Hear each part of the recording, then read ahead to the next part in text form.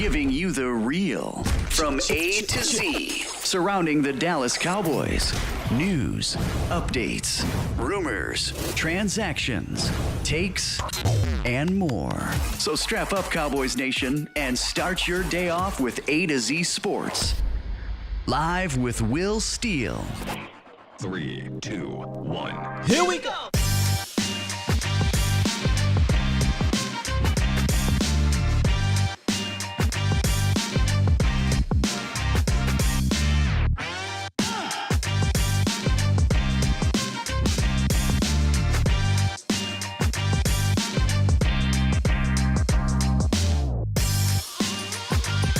Good morning, good people. Wild day, wild day. Welcome to A to Z Sports Live, presented by Texas Family Fitness, Freeman Mazda Hade, and Worth the Poor. I am your host, Will Skywalker Steele. Boom! Wild day yesterday, huh?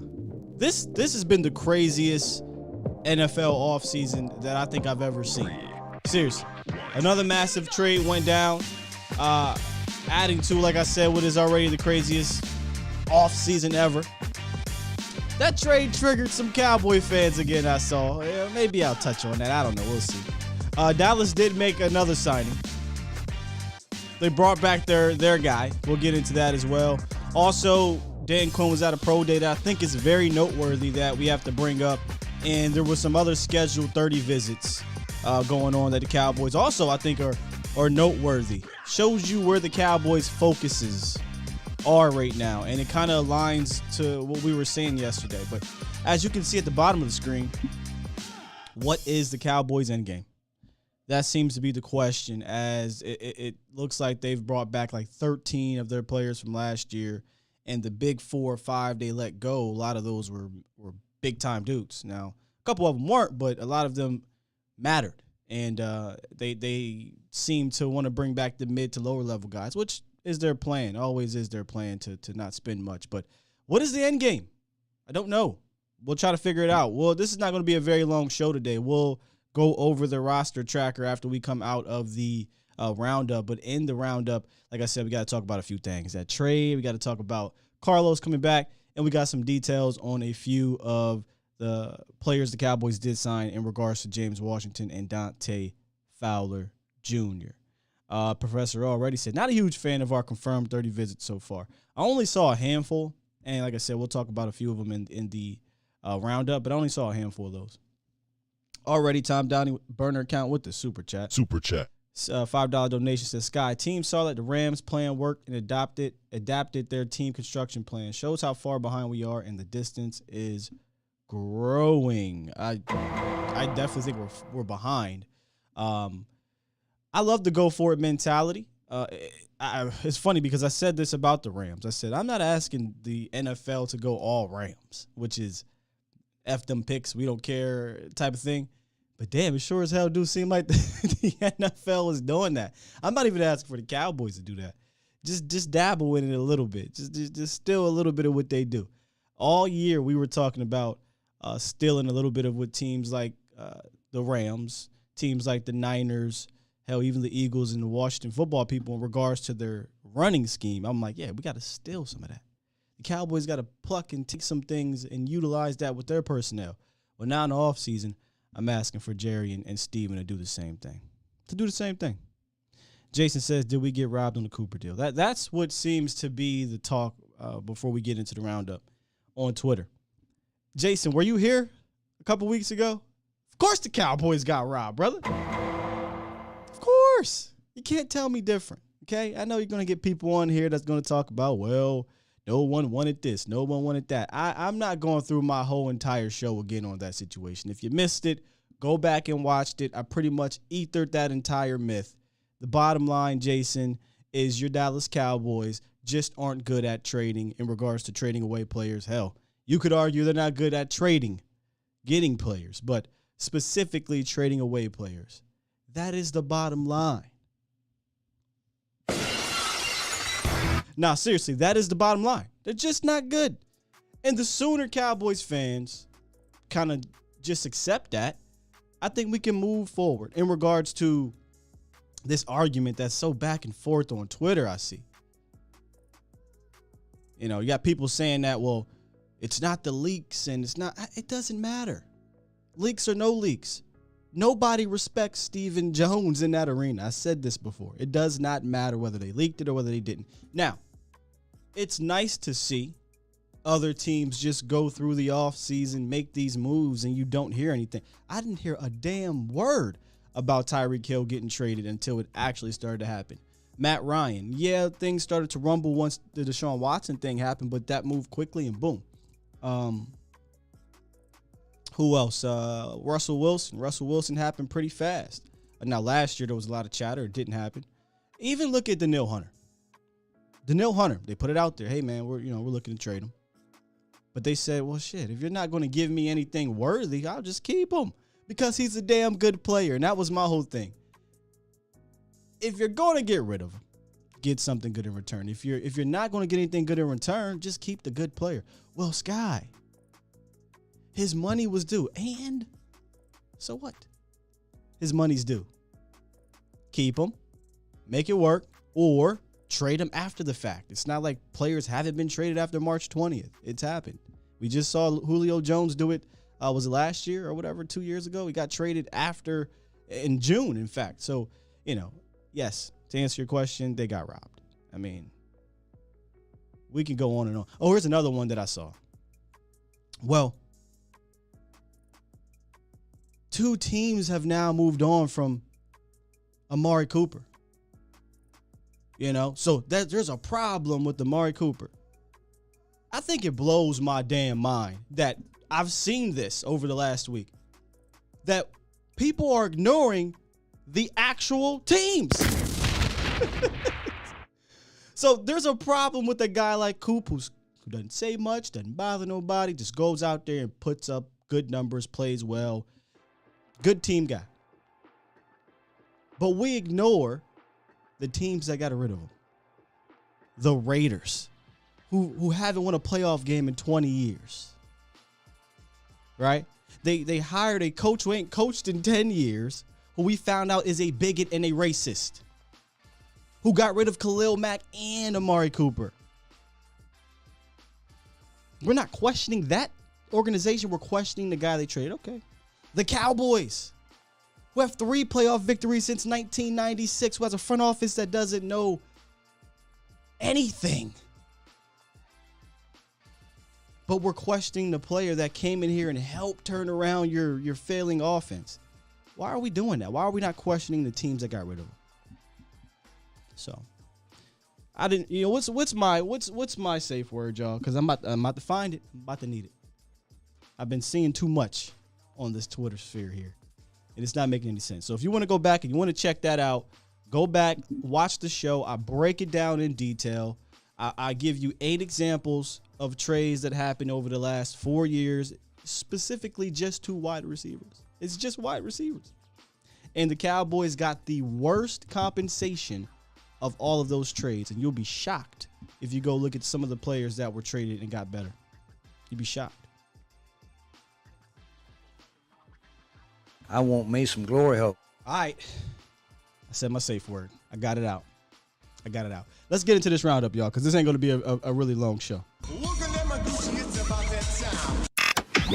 It's time! It's time! It's time! It's time! Time. It's time! It is time for.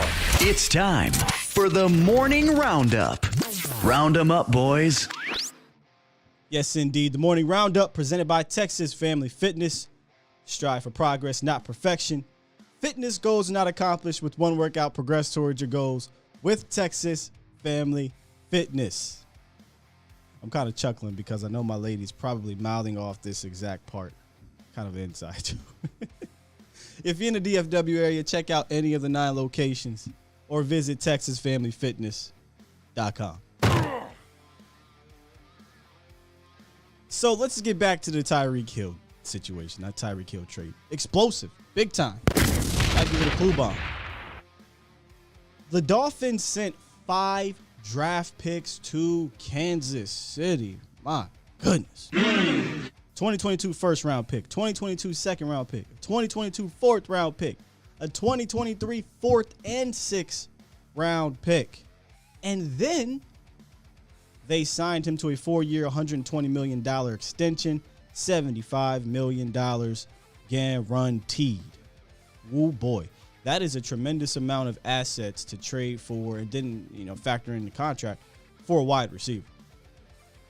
Now, immediately for me, the first thing that came to mind was, damn, you get Tyreek Hill and you get Waddle. That is going to be a lightning fast group of wide receivers.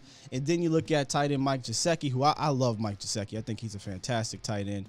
Roam in the middle. They went out and got some O-line help and Pro Bowler Teron Armstead. Even added Ced Wilson, a dependable wide receiver 3. They're giving all the weapons for one Tua Tagovailoa to improve. But a lot of people don't believe Tua will be able to do it. Now, y'all know I love me some Mike McDaniels. I think that Mike McDaniels, the new Dolphins head coach, I thought that Tua was going to improve by default by having Mike McDaniels. And now they give him more weapons and added help. There really is no excuse for Tua now, right? Like, Tua has to show in year 3 that he's the guy. But here's the beauty of what Miami did here. If it doesn't work out, they've got 2 first-round picks next year to get a quarterback if they want. Just fantastic movement from them. A lot of people won't like this for Miami because that's a lot of draft picks and a lot of money, right? But Tyreek is a beast. Tyreek is one of those game changer type of dudes, right? And I don't mind teams going out and trying to get better in that stance. But they're also covered. If it doesn't work out, they can go get their quarterback next year. So I don't mind this for Miami. It may look disastrous in a couple years because of the contract, because of the position and things like that. But again, are you trying to get better? Or are you remaining the same? Or are you getting worse? All right. Now, I don't know if he'll be as productive as he was in Kansas City. I thought he was in a perfect position in Kansas City. You got a quarterback with a ridiculous arm. You got a head coach who is not green proven, knows how to get you to rock. But I do think that maybe McDaniels, and let me ask you guys this, maybe McDaniels can use use Tyreek Hill like Debo. Maybe. Yay, nay. I think I can see that happening. I can see Mike McDaniels using him in a Debo Samuels role. And I think he'll help to a ton in regard to Tyreek Hill. A lot of those quick slants, a lot of those hitches, man, he gets ridiculous yak. He makes a lot of people miss. If you go look at his yards per catch this year, I want to say it was lower than it's been over the last few years due to how the teams played him. And he had a career high, I think, in catches, but not a career high in yards because of there's a lot of short stuff. But he can take those short things and he can go. So I like it for him. But I also like it for the Kansas City Chiefs. I know Cowboys Nation. Immediately, when you look at it right now, they're not better by losing Tyreek Hill. But they have 12 draft picks now in the upcoming draft to either use, trade up, or trade them for other players. That is how you trade a guy. No other team has more draft picks than the Kansas City Chiefs. So I'm not mad at this either. They came at Tyreek, said, hey, man, we want to pay you, but we can't pay $30 million. Tyreek said, hey, man, I appreciate that. Let's bust a move. And boy, did they. They bust one. 12 picks in this upcoming draft. 2 in the first round, 2 in the second round, 2 in the third round, and 2 in the fourth round. I look at this as a dub for both front offices. I do. I have no problem with it. Moving on to Cowboys news. Dallas did sign Carlos Watkins. They bring him back on another 1-year deal, right? Now, Watkins was a pleasant surprise last year. We talked about this a little bit throughout the weeks. 32 tackles, 5 tackles for loss, a sack. He had that pick for a touchdown, that pick 6, and he had 16 stops. But make no mistake about it, Carlos Watkins should be viewed as a rotational guy, not the starter that he ended up having to be. Tom Downey says, that's what he is. He's an player. Now, he played much better than he had in his career, and I got to give him props for that. But I'm not looking at Carlos Watkins as a solution. I'm looking at Carlos Watkins as part of a rotation. I had tweeted this yesterday. Is my badass mother effer one tech rotation dream coming to an end? Because Watkins played alongside of Osa at that one tech, quote unquote. And I'm looking to get a couple bad dudes at that position. And now that room is starting to get crowded. You know, we got Watkins, you got Osa, you got Neville, you got Tristan, Quentin Bohanna. It's starting to get crowded. And I'm looking to still get me a true BAMF, is what they call them, at one tech. I actually wanted to get a couple of them, a veteran free agent, and then draft me a guy. So we'll see. Again, a lot of these contracts aren't guaranteed for these guys to even make it out of camp. And I said this last year about Watkins, and he ended up starting 14 damn games. So I'm not going to doubt him again. But Quentin Bohanna, when I talked to him in October, we had him on the show. He said that Carlos Watkins and guys like Brent Urban, you know, they were the vets in that room. You know, whatever they said, they listened to. And so, you know, if he's got some leadership qualities to him, cool.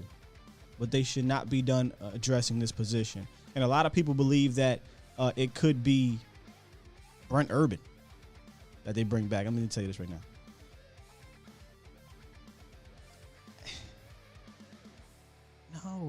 No. If it comes back, whatever. But no. Again, is the goal to get better, maintain, or get worse? I don't know how we're doing that by bringing back Jags. You know? I don't know. Before I get to the final part of the roundup, real quick, Dan Quinn was at Ole Miss's Pro Day yesterday, which I think this is very important to note. And he was active at their Pro Day, similar to, if you recall, Rob Marinelli, how he was doing the drills and things like that, and was talking big and showing some love for Tristan Hill. And he was there for Sam Williams. 6'4", 261, ran a 4.6, explosive athlete, and a very productive athlete. Over 22 sacks in his career at Ole Miss, over 30 tackles for loss. So his athleticism matches his production. Very curious to see where he goes. A lot of my draft people, y'all can let me know. Could he be one of those guys that sneak in the top 40, first round possibly? I didn't know if he was going to be a first round pick prior to the combine and things like that. I hadn't really dug into him. We brought him up yesterday, and I wasn't sure if he was a stand-up outside linebacker or a hand in the dirt guy. So I said, let me go do a little bit of homework, and I noticed he was more so hand in the dirt guy, but maybe he can stand up. He seems to be athletic enough. But take a listen to Sam Williams talk about the Dallas Cowboys, and also just watch him work with Dan Quinn here.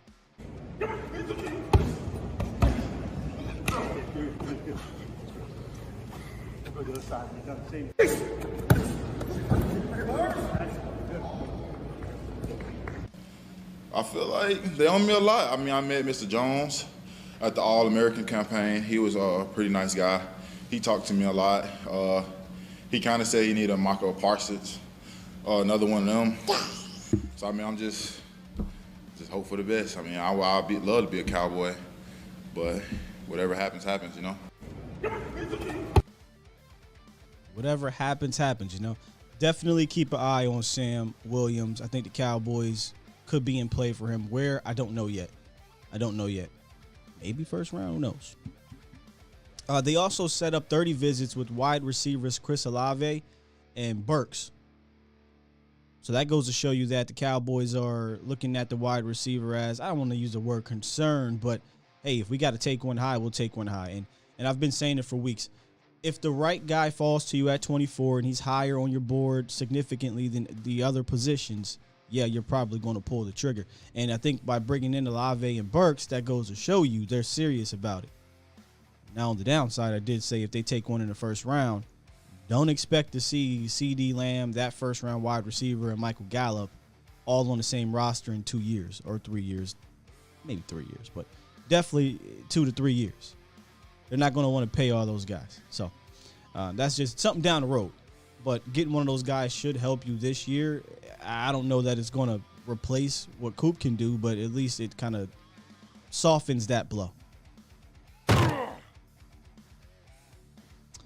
And then you got the contract details. Did you guys see the contract details for Dante Fowler and James Washington? Boy, they got them too. They got them dirt cheap. They got them dirt cheap. Check out some of these details. Let me pull them up. James Washington contract detail. Base salary $1.035 million, less than $1 million guaranteed. Cap number $895,000, which is a veteran salary benefit. This is essentially a vet minimum. Again, another one of those contracts where, okay, if we don't like you in camp, we can cut you.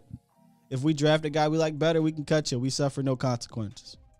Here's Dante Fowler's contract.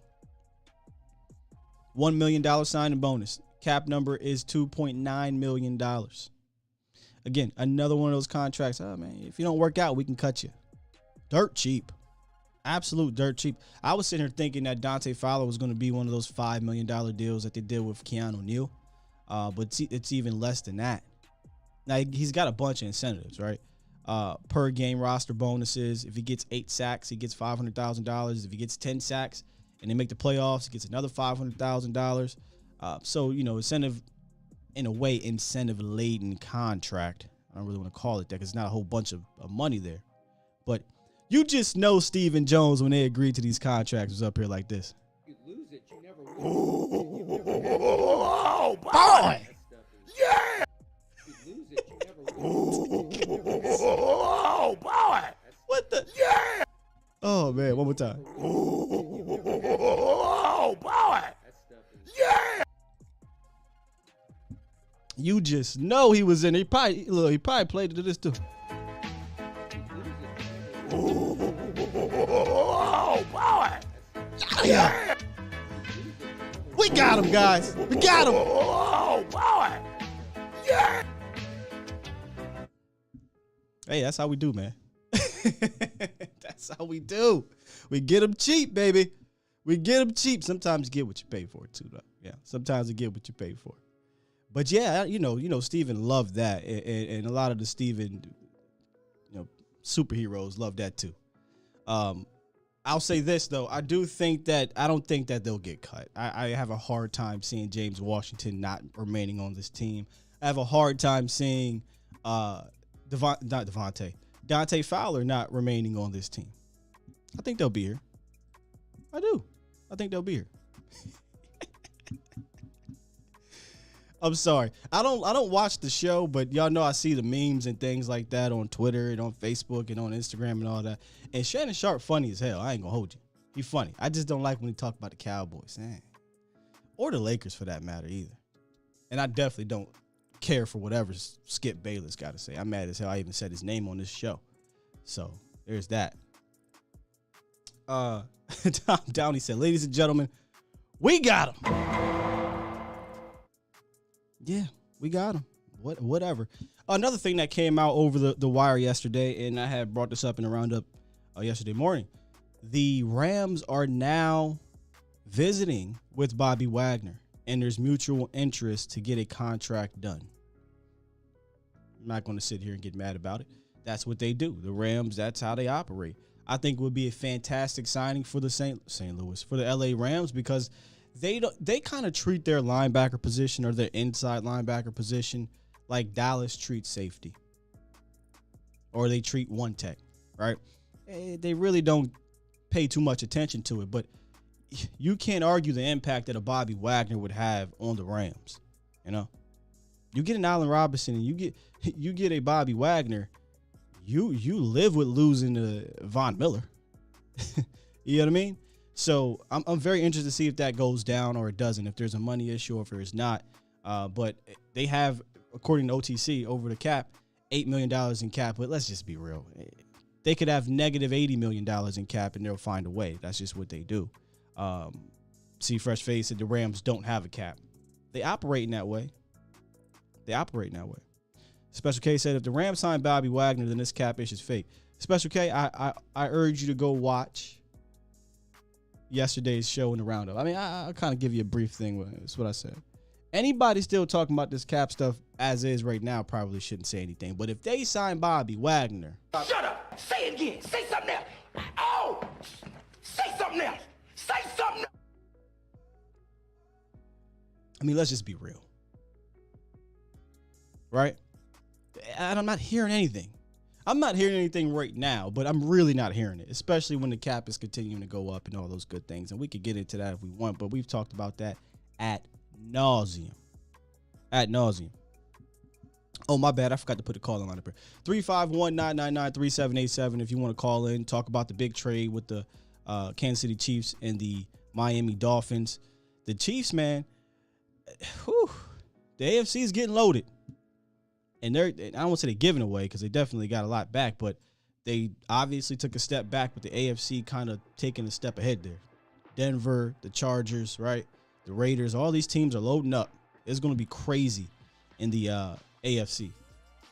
I jokingly talked about I would love to do some game day lives with the AFC just because that division and that conference, AFC West and that conference is going to be amazing. Amazing.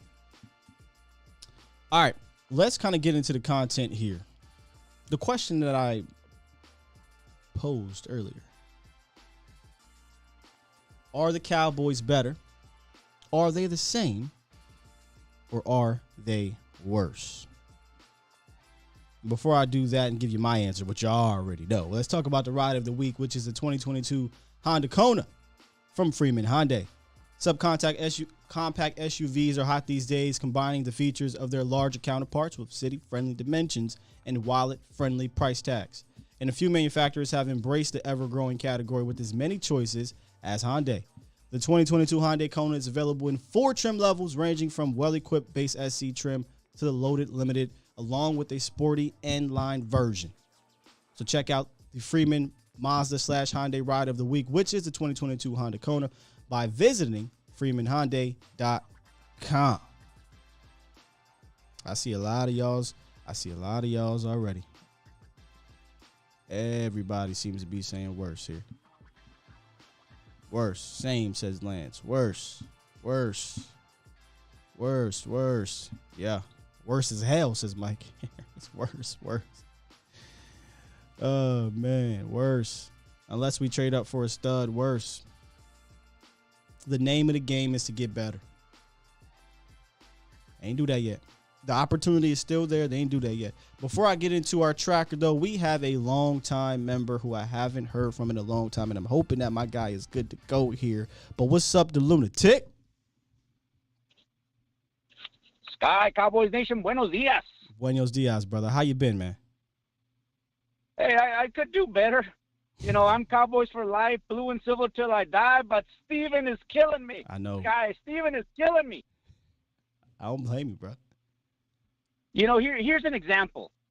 The Rams GM, Mr. Snead, his kids gave him a mug with his picture on it, a coffee mug, and they had the words on it, F the picks. Mm-hmm. That's his mentality. His mentality is F the picks.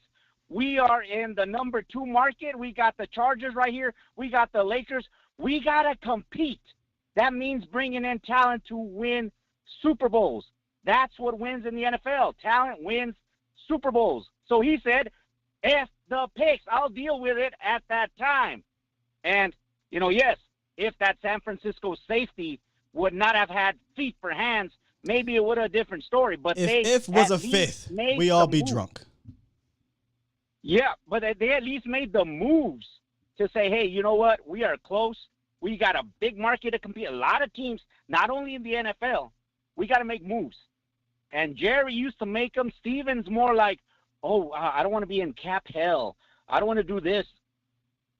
Jerry is telling you he does not get hand cramps signing those checks. So, Steven, give him those contracts. We've already heard from D-Law who said, man, you're disrespectful. Just cut me, Steve. Jerry had to go in there and bail his ass out. What do you think about this analogy? We already had. I saw this on Correct. Twitter, and I think this analogy was fantastic. They said Jerry is the owner of the boat, but Stephen Jones is the captain of the yacht, of the boat, whatever. So Jerry owns it, Yep. but Stephen is driving or riding or whatever, captaining the boat. I said, damn, that's a really good analogy because it truly seems that way. Well, Jerry's not going to throw him under the bus. He's slowly handed him over the reins. So he isn't going to say, no, it's Steven. he's just going to bail him out. He's the closer. We know Jerry is the closer. He closed the deal with D-Law. He closed the deal with Randy. And then Steven got involved, and we know what happened. Even Curse is saying, he had to scrub the Cowboys off his social media. And these are 3 players that we're talking about that we know the Cowboys wanted to keep. So can you imagine what they're doing to the other players? They're talking to themselves. The agents are talking and say, hey, get ready to laugh when Steven offers you that first initial offer. Get ready to laugh. D-Law wasn't laughing. He was like, you know what? You've drafted me, but just cut me. Yeah, he said cut me. And that's what Steven does not understand. It's not only, yes, I understand, draft and develop your own players, but you've also got 2 other aspects. You can also sign that other teams drafted and they developed, but they just allowed them to hit the open market. I'm not saying overpay for everybody, right, but there are some players out there that are worth the value. They are worth the signing. But he's like, no, I want to do it my way. He wants to win the negotiation more than he wants to win the Lombardi, in my opinion. You talking. You pretty much preaching to the choir, brother. It doesn't feel like they want to win it the way that the NFL showed that you can win it. They want to do it their way, which has not worked. That's all I've been saying. Like, do something that works. And not just at the front office, right? Even at the coaching level. Do things that work. And if you're not going to be able to overcome the front office, then I need my players to overcome the coaching. And that just continues to put more pressure on one part of the team. And when it comes to front office, it's more pressure on the player personnel department in regards to Will McClay. And when it comes to on the field, it's more pressure on the players who already have a ton of pressure as is. So it's really not a good area or good space to be in. You got to find some middle ground. Yes. It's margin for error. You leave yourself a margin for error. Steven does more of these moves, and it's just like, you know what? I'm going to be comparable. He doesn't want to be championship caliber. He just wants, hey, as long as I can put a team out there to be competitive. Again, Jerry had to pay off that $165 million loan he took out when he bought the Cowboys. He had to repay it back. That's why he was wheeling and dealing. Good. We need a little bit more of that. That way Jerry can say, hey, I don't know how many tomorrows I'm going to have, Steven, so let's go a little bit more aggressive. Let me hoist one up before I leave this earth. I hate to get morbid, but sometimes that urgency is what you need. I mean, his longtime assistant of 40-plus years, Miss Hart, just passed away a couple of weeks ago. He would say, I remember him saying in an interview, if she ever, retired or passed on, he'd retire, yeah. That mortality, you start losing people around you. Hopefully it pushes Jerry to say, hey, we do need that Dion. To hell with what Steven says. Well, clearly it hasn't. To put us over the hump. Clearly it hasn't, the lunatic, because Rich is gone, another trusted guy, gatekeeper. Mary's gone, another trusted gatekeeper. And we haven't done anything of that manner yet. So clearly that hasn't done it. And because I think that Steven not only is a captain, but I think he locked his dad down in the bottom of the boat and not letting him back up. So I think that's what's happening right now, bro. Yeah, Steve is holding that, hey, remember my stepsister here? He's holding that picture against Steve. Oh, Jerry there, but. You think Steven leaked it, huh? Damn, that'd be some real cowboy stuff right there. What you gonna do, Dad? Hey, reality has nothing on fiction. Reality has nothing on fiction, is what I say. But again, hopefully I'm looking forward to the draft. We got 9 draft picks, but heck, our competition has 2 picks in the Giants. Yeah. Eagles have 3, even before we select one. So it's going to get tight. That margin of error is becoming shorter and shorter. And you look at the NFC, it seems that talent they're going to have a slugfest in the AFC. You look at the NFC and say, like, hey, you know what? If we make a run, we make some moves, we can get to that NFC championship game, which is or at least the second round, which is what we want. No, why aren't you making those moves, Steve? Come on, Steve. You had it right. Help us out. You had it right the first time. We want to get at minimum to the NFC championship game. At minimum. Too many Cowboy fans is complacent with. I seen this on Twitter. Well, we were a good team in 07 and 14 and 16. What is that? You didn't go anywhere. Who gives a damn? The results are what matter here. And it's not like we're talking about 1 or 2 years. We're talking about 26 years. So I'm not hearing any of that. Get it the hell done. Hey, appreciate you, the lunatic. Got to get going, man. Thank you, Sky, for letting us Cowboys Nation be informed. And, if it's this year or next with Sean Payton, let's silver and blue till I die, baby. Silver and blue. I can at least say, hey, we got at least a better quarterback than your other team. If that's what I have to cheer on, or better-looking cheerleaders. If that's what I got, that's what I got. I'll use it. Thank you, Sky. Bendiciones, Cowboys Nation. Win, lose, or draw, we here for it all, huh? Let me go ahead and mute this. I'm going to get you guys in here real quick. Let's take a look at this tracker. This is the free agency tracker so far for the Cowboys. It's uninspiring, but let's just go through it. Michael Gallup. We're not going to go through the whole thing, but right this second, I want to get back to the lines. Michael Gallup signed to a 5-year deal, the longest deal the Cowboys signed this year for obvious reasons. He's the young guy they believe in. He won't start the season off. Most likely will probably miss all of training camp after tearing his ACL. And I love what my boy Rome said on Twitter. He was like, most teams try to have 2 bona fide wide receivers. The Cowboys have 1 in the possible. And he's talking about Michael Gallup being the possible. It's funny because he was talking about spades. And it's fair. It's fair enough to say that about him because he, tore his ACL, messed up his calf muscle, had a meniscus tear earlier in his career. He's a bit of a question mark, but if Michael Gallup is healthy and good to go, I think you're going to get a good receiver, and it's a deal that will be a team-friendly deal moving forward. Noah Brown. Okay. Next. Malik Hooker, 2-year deal. I like that one.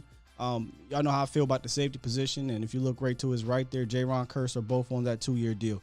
I think they needed to do this type of pairing because they just are not good at evaluating that safety position on a long-term basis. They won't sign a guy to come in here and make a difference for a long period of time, and they won't draft a guy in the top 3 rounds to lay their future on. So if you get a young veteran like a Malik Hooker or Jaron Kearse, lock them up as long as you can and try to get the best out of them. Hope. Living on a hope creed, but hope for the best. Dorrance Armstrong, 2-year deal. Okay, yeah, he's getting better. He's getting better. It doesn't move the needle for me, but if he was a part of adding another guy, I think we said this last year too. If he's a part of adding another guy, great. I guess the other guy is Dante Fowler, which we'll get to, but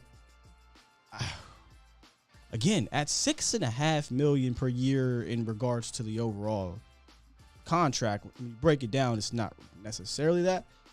I wonder if he is the starter. Dallas they'll love to play the money game.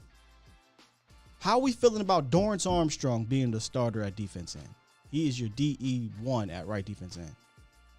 I think Fowler has more talent than him and could possibly beat him out, but the money is with Dorrance. You see that Special K. And then the last one in this first row here, Dalton Schultz got the tag. I find Kellen Moore going to Charlie Kohler's pro day very interesting. Very interesting. I find the Cowboys being, wanting to interview Jalen Wydermyer very interesting. You tag Dalton Schultz. I would imagine, and I still will come to the conclusion that they will extend Dalton Schultz at some point. But what if they're just like, hey, man, we'll go ahead and pay him this $11 million and we'll draft his replacement. That way we don't have to allocate that much money to a tight end. They haven't done that since Jason Witten in his prime, really. So I'm going to keep my eyes on that Dalton Schultz thing. They obviously have a ton of time, a ton. They got all the way to July 12th-ish to get an extension together, right?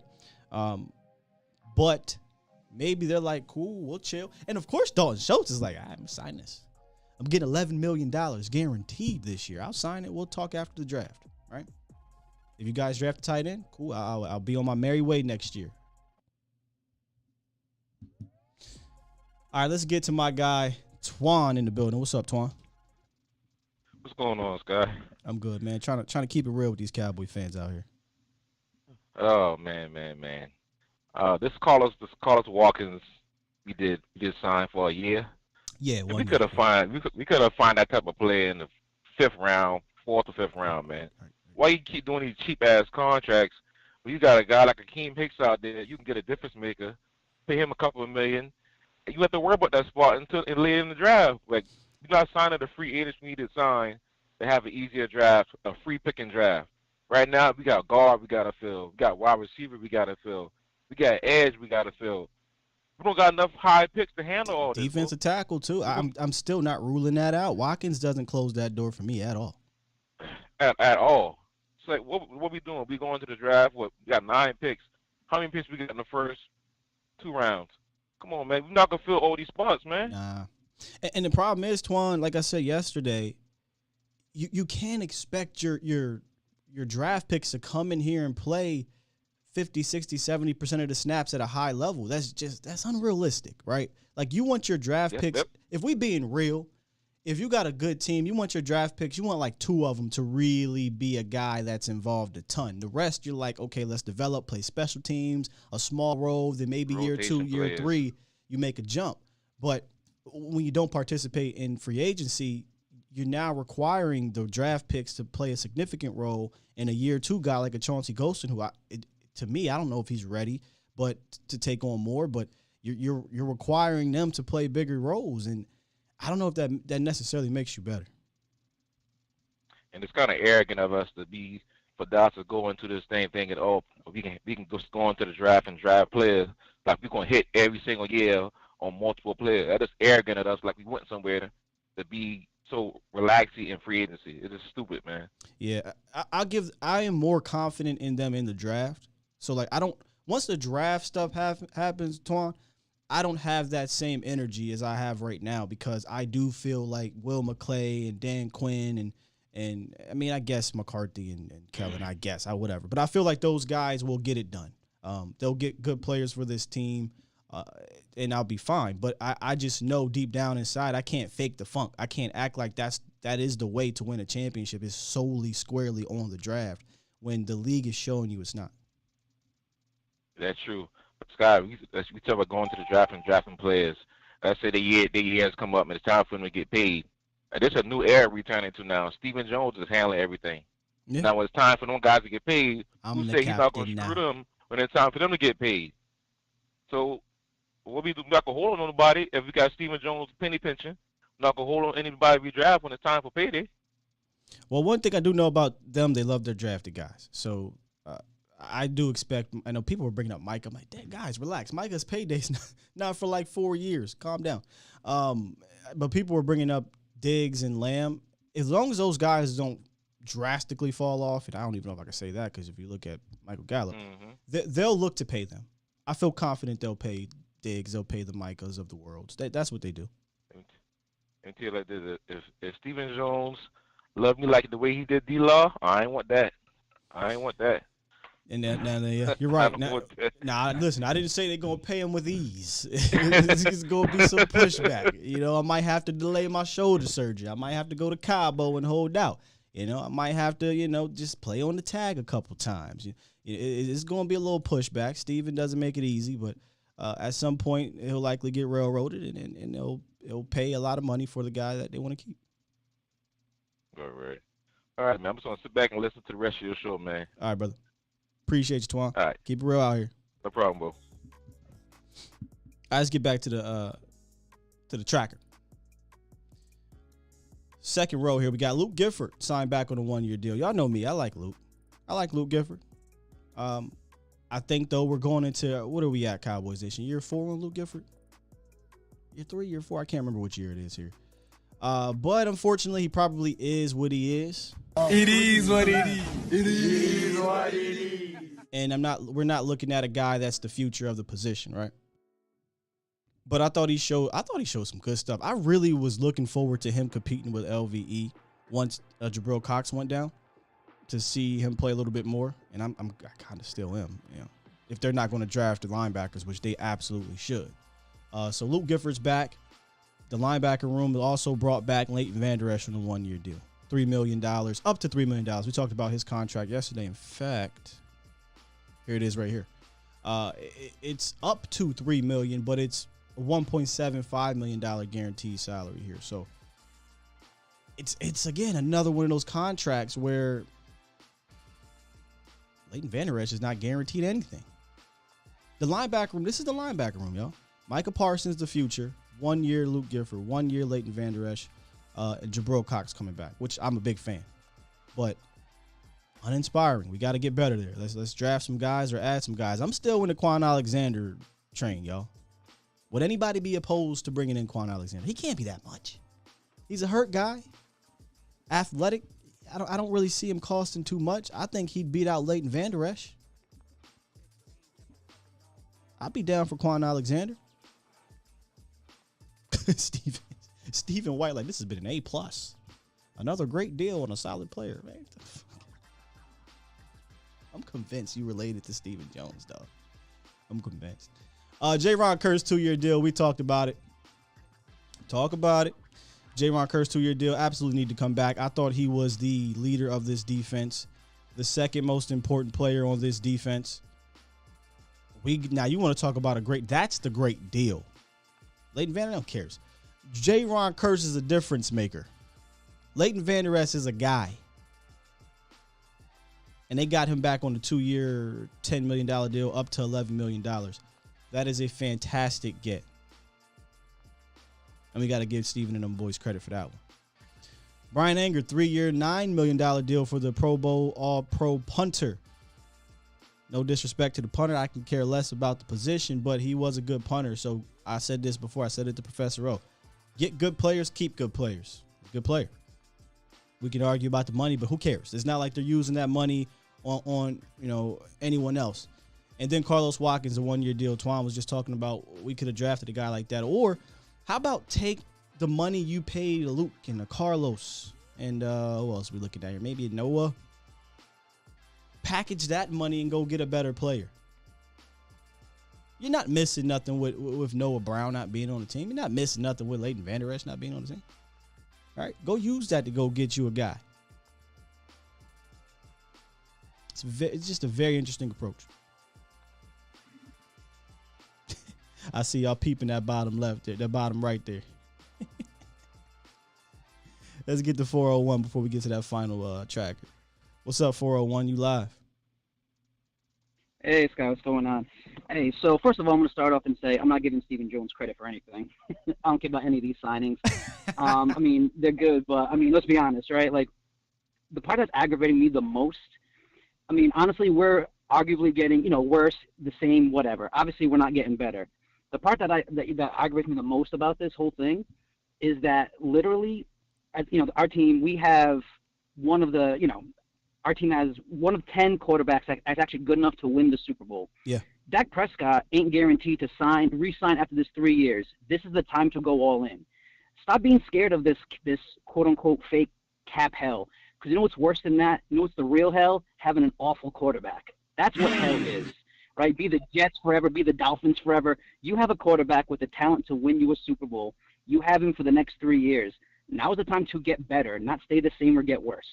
This is what's driving me absolutely nuts because realistically, Dak ain't guaranteed after 3 years. I mean, and if this is the way it's going, I wouldn't blame him for trying to go somewhere else and getting that bag somewhere else, right? So, dude, I mean, now's the time. If we ain't pushing the chips in now, then it's easy. There's no way to argue against the team's not trying to win a Super Bowl. They're just trying to, make money, be competitive, but you got to push them in when you got the quarterback. Boy, you spitting. Nothing's promised after Dak. We can suck for 10 years after that. Boy, you without spitting. a quarterback, and that's and there's a lot of things. So that's what drives me nuts. There's a lot of things being lost in the details of this offseason. And I continue to say this. What's your name, brother? My name's Nick. Nick. I keep saying this, Nick, throughout the offseason. A lot of these fans are not seeing the forest for the trees, right? They're so focused on the minute details that they're missing the big picture here, right? We're missing the fact that your guy came out and said, well, when you pay the quarterback, you got to do this and do that. But you forget when you were paying him pennies, you didn't go out and sign anybody to help win either. So you can't on one end tell me, well, when I'm paying this guy, we can't do this and do that. But when you weren't paying him, you didn't do this or do that, right? So which is it? Which is it? You also, for those who don't like the quarterback, because there are guys who will love to get rid of Dak Prescott right now. Would love to, right? You can't on one hand tell me, oh, well, Amari Cooper, who cares? He don't do this. He don't do that, right? He's awful or whatever the people want to say. He doesn't play hard. He doesn't show up. But then on the other hand say, well, Dak Prescott needs Amari Cooper. I mean, what are we talking about here? None of it makes sense. So, like, you have that. Yeah. I mean, whether you think Dak is a great quarterback or average or whatever, you can't dispute the fact that he is good enough to win you a Super Bowl. When you have a quarterback like that, you got to push him in, right? Look what the Rams did. I mean, they said, hey, Goff's not our guy. Let's go get Stafford, and then push them all in. I'm not saying, go as far as Les Snead and forget all the picks, but a GM's job is to win. And that's his way to win. Right now, our GMs ain't trying to win anything except this Cat Bowl. And it's driving me absolutely insane. It's because he ain't no pressure to win, Nick. Look at Miami. Yeah. He ain't losing his job. All right, look at Miami. Look, you think Miami's general manager ain't under pressure after all this shit that went down with Brian Flores? He said, oh, no. We got to do something. Go get me Teron Armstead. Go get me Tyreek Hill. Go get me Cedric Wilson. Go get me Kenyon Drake and Chase Edmonds. We got to do something. And if it doesn't work out, like Brian Broader said, it's somebody else's problem. 100%. Right? You got coaches and GMs with pressure. The only one on the Cowboys staff that got pressure right now is Mike McCarthy. Because you're making the team worse. You're putting that man in a hole. Mike McCarthy, he can't do shit about it. He don't even call the plays. 100%. He needs to be dusting up that resume for next year, man. And poor guy got, like I think I heard you say, man, he's been cut off since the day they didn't let him pick his OC. Yeah. So that man ain't never been set up for success from day one. 100, man. Hey, you spot on, Nick. I got to save your name in here, brother. Absolutely, man. No worries. All right, dog. Is that all you got for the show? I appreciate it. That's all I got, man. I appreciate it. All right, thanks, Nick. Hey, look, some people are not going to like this show. So, some people are not going to like it. They don't want to hear it. They don't want to hear the real stuff right now. I get it. It's almost draft time. No worries. This thing will go through. But as we're watching this league unfold, the question came back to me. You better, or are we the same, or are we worse? I'm hard pressed to just ignore what's happening around us here. All right. It's like there's a bunch of things going on around you. Let me find this here if I can find it. Where'd you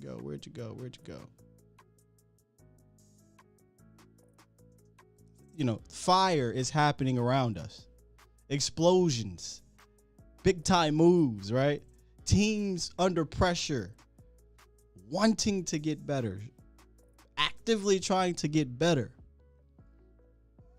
And Dallas is just in the middle of the fire like, it's fine. I don't need to bust a move here.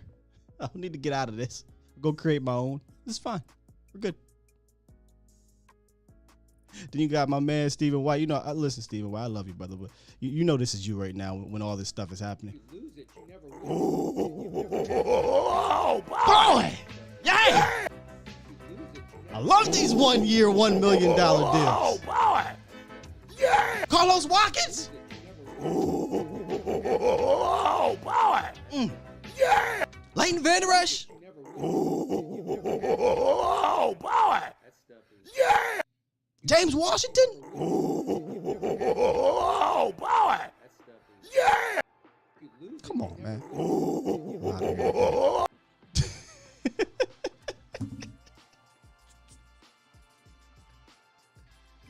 For real, man, the soldiers is strong. I didn't know Stephen Jones had soldiers. If y'all think I'm lying, go on Twitter. It's wild. I thought we were in agreement here.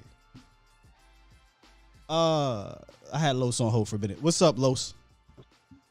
Yo, what up, Sky? I'm gonna make my call real quick, just 2 minutes.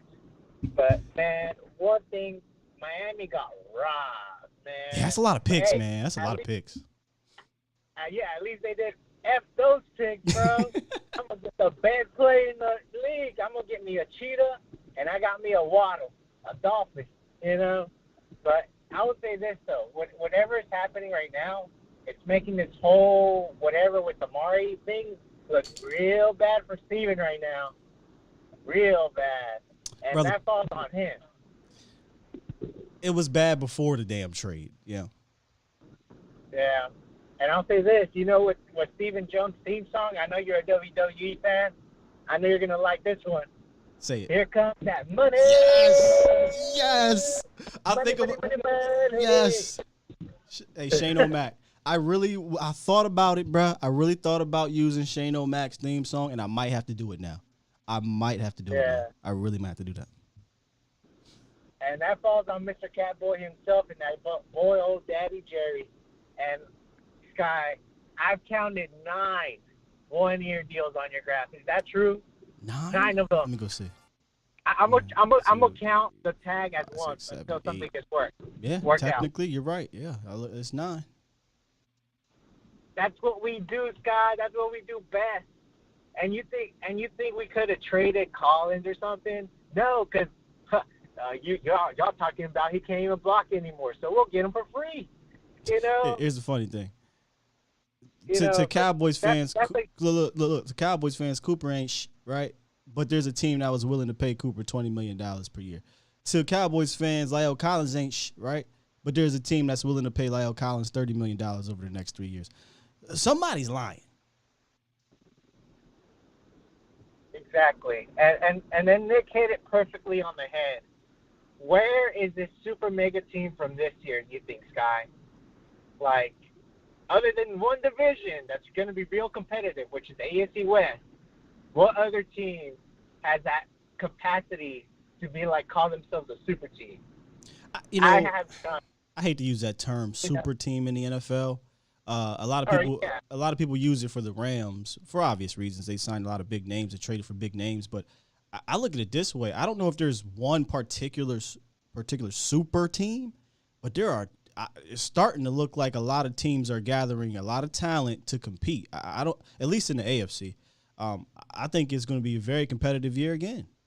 You could possibly see 2 different teams in the Super Bowl again. Exactly, guys, Scott. And Nick hit it perfectly on the head. Cowboys are just showing that they are okay being America's team while selling jerseys. And you know what? I think someone hit on the head. The hope that we have this year is at an all-time low. Yeah. So I hope Steven wakes the hell up one day and realizes, oh no, I can't be losing my money. He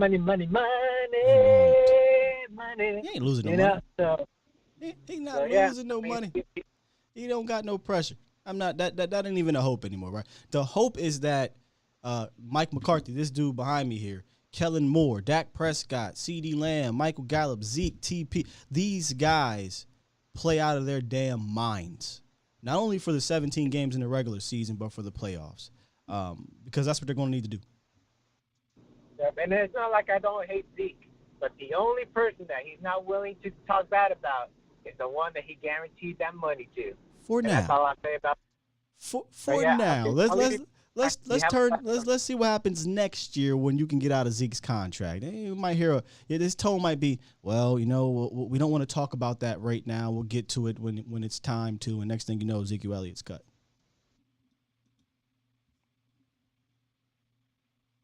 Check, mic check. Los. All right, appreciate you, Los. I think we lost you there, buddy. But appreciate you as always, man. All right, let's get to this final graphic, and then I got my guys B Bird and Fresh Fade on the horn. Jake McQuaid, 1-year deal, whatever. Jeremy Sprinkle, 1-year deal, whatever. Nah, seriously. Jeremy Sprinkle, why? Can anybody recall anything positive that he did last year? He caught 1 catch and almost scored a touchdown, but why? He was supposed to be brought in as a blocker, right? He wasn't that great at doing that. But I guess you got to fill the roster out. Whatever. James Washington, 1-year deal. Here's the thing about James Washington and Dante Fowler signings. Extremely cheap deals, right? And I think these guys have talent. They fit the Cat Boy criteria. There's like 4 pillars of the Cat Boy criteria. Obviously, you got to be a veteran on the right side of 30 for the most part, right? Have you been hurt, or are you a hurt guy?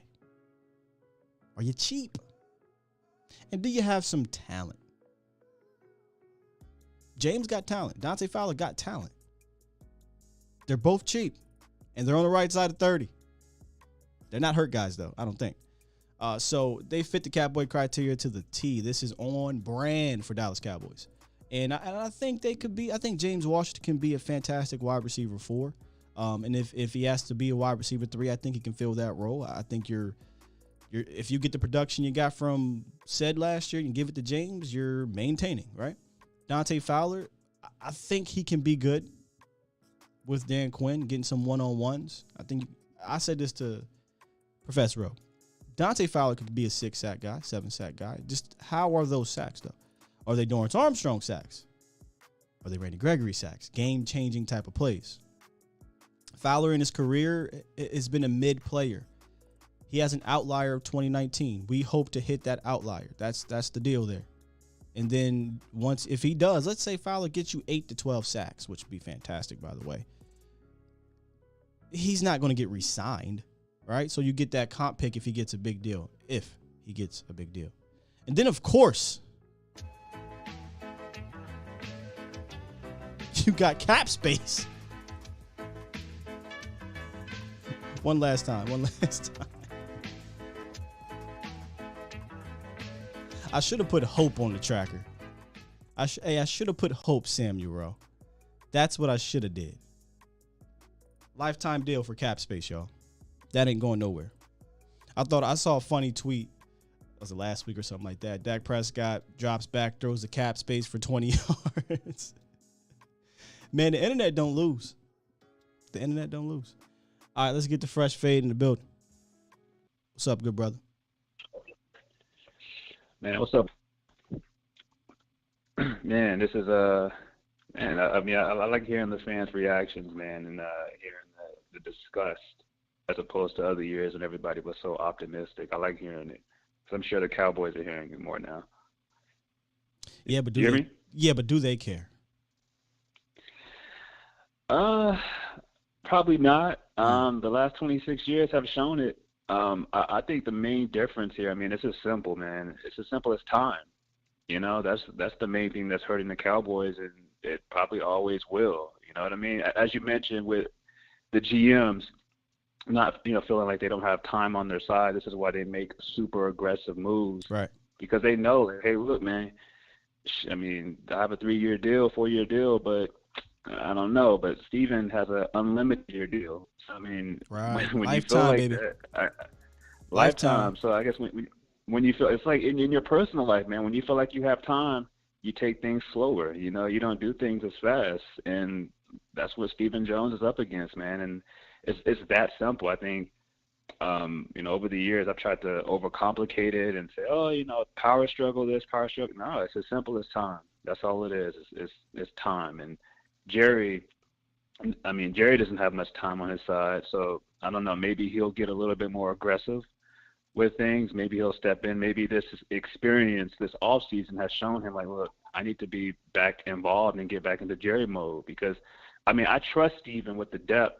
I'm not going to lie. I trust Steven with the depth and signing good players at, like, minimum deals and, getting some really good backups. But when it comes to, like, the frontline starters and getting really aggressive, I don't quite trust Steven as much as I trust Jerry to get big time players to get over that hump. You know what I mean? So I think go ahead. No, I'm laughing because I just changed the graphic on my screen. Yeah.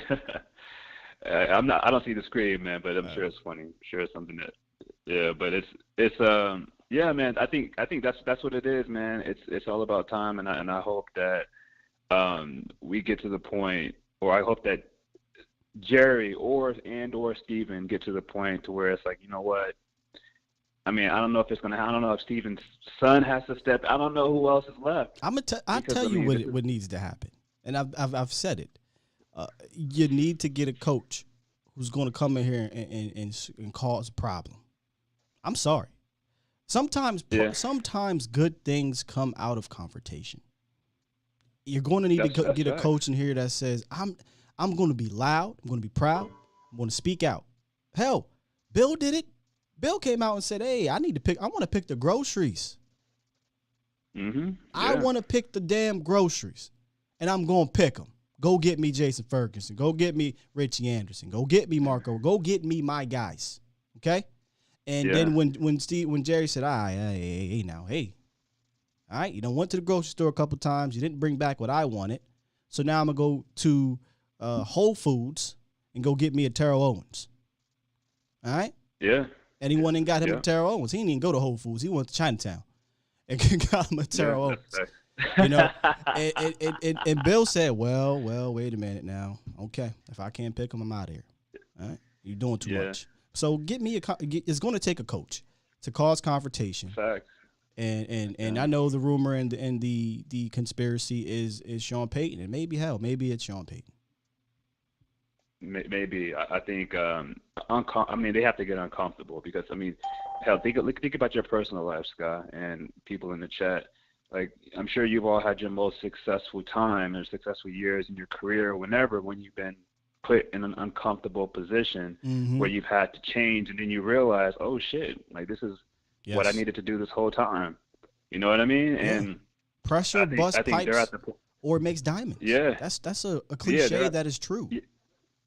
Yeah, the Cowboys, you know, they like comfort, man, and they like coaches who they're comfortable with. And when you're in that position, when you always like comfort and stuff the way you want it, I mean, you're never going to progress the way you want. I mean, it's crazy because Jerry should know this firsthand. I mean, he had to take risk and get uncomfortable in order to win. I don't know where that left. I mean, what happened? I mean, like Steven, I mean, it feels like maybe Steven has been given everything his whole life. Maybe he doesn't really feel that need to get uncomfortable, or maybe he's never really had to feel that. I don't know, man. If I'm just, my guess is that they never really truly figured out how to win in the true salary cap era. Not right when free agency started to hit off in the early 90s, but when the salary cap truly started to matter, they could not adapt because they stopped putting football people in, right? Like Jimmy Johnson was a football person in charge. Bill Parcells was a football person in charge. They stopped putting those type of people in charge, whether it be as a de facto general manager or head coach. And this isn't a rumor. This isn't a conspiracy. Jerry told you, I want to do it my way. I can get any coach in here to win the Super Bowl, right? Remember that? I can get anybody in here and do it. Okay, Chan Gailey, Wade Phillips, Jason Garrett, Mike McCarthy. Yeah. I can keep going. Dave Campo, I think Bill Parcells. And I hope they don't get to the point to where, you know, they start maybe, I mean, because I could just see it coming a few years from now. They fire Will McClay or he moves on and they say, well, you know, maybe he was the issue. I mean, it's, or maybe they say, you know. That'd be messed up. I mean, I'm just saying, when it comes to choosing the players. Will is saving their ass right now. Facts. He's the one. I think. The true GM to me.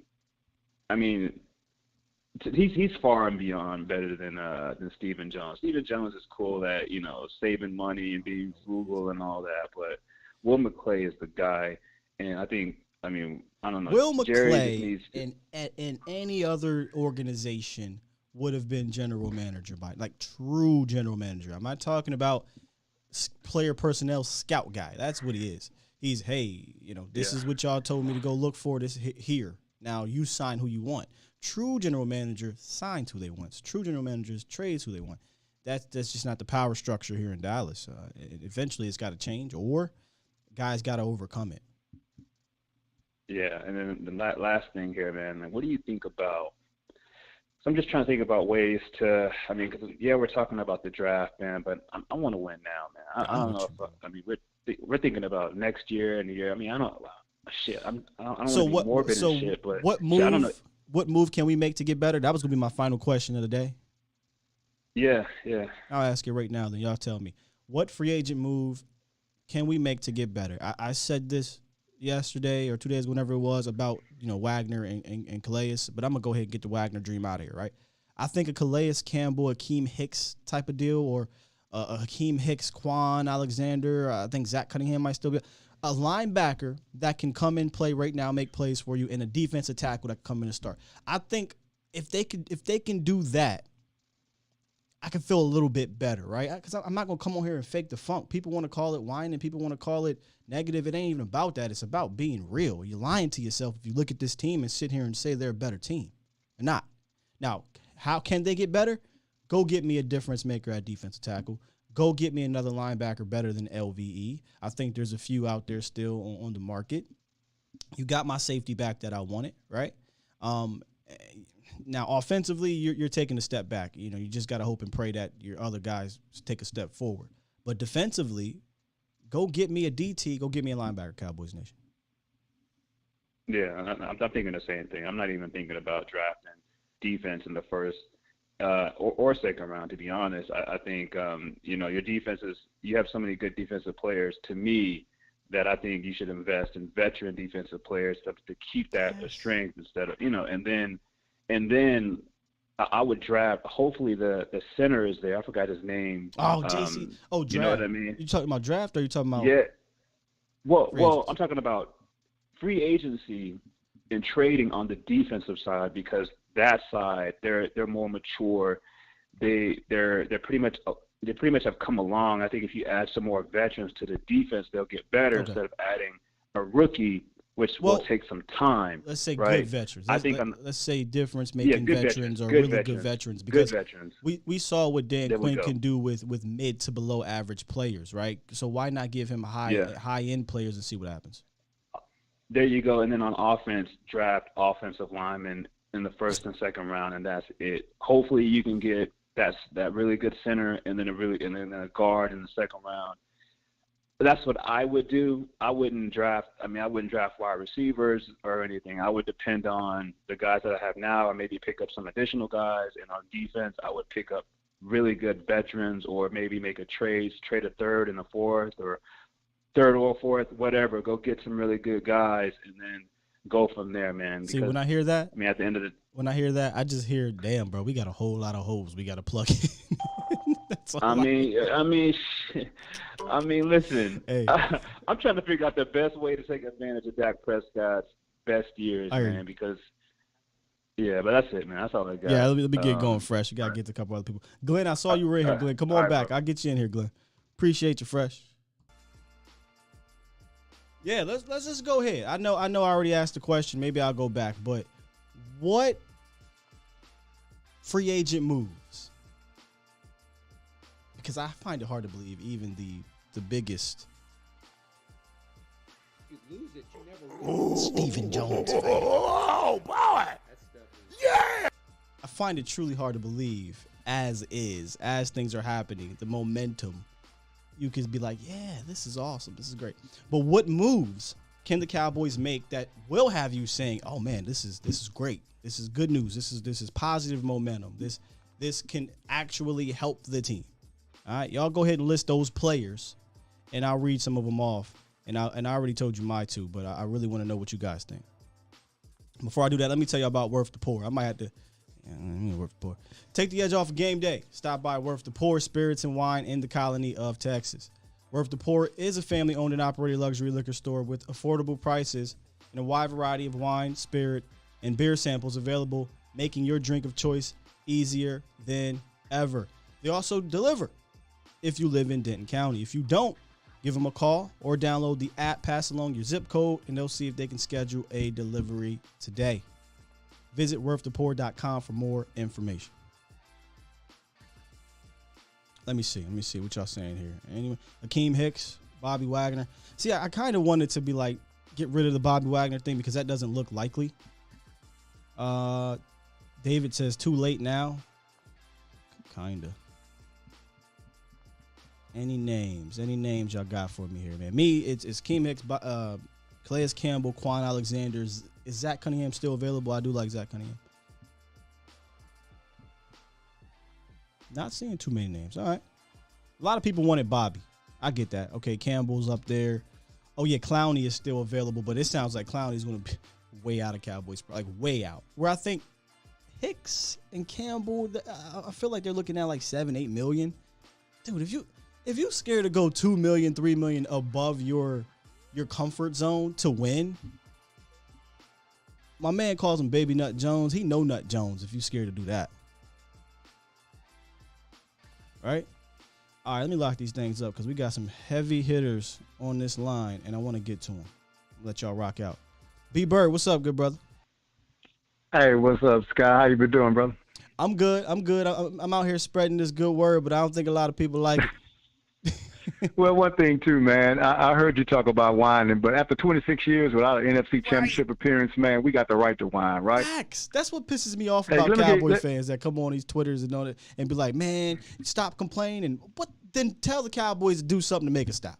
I digress. Go ahead. I'll tell you this. We're in company with only two teams, whether it be Detroit and Washington in the NFC.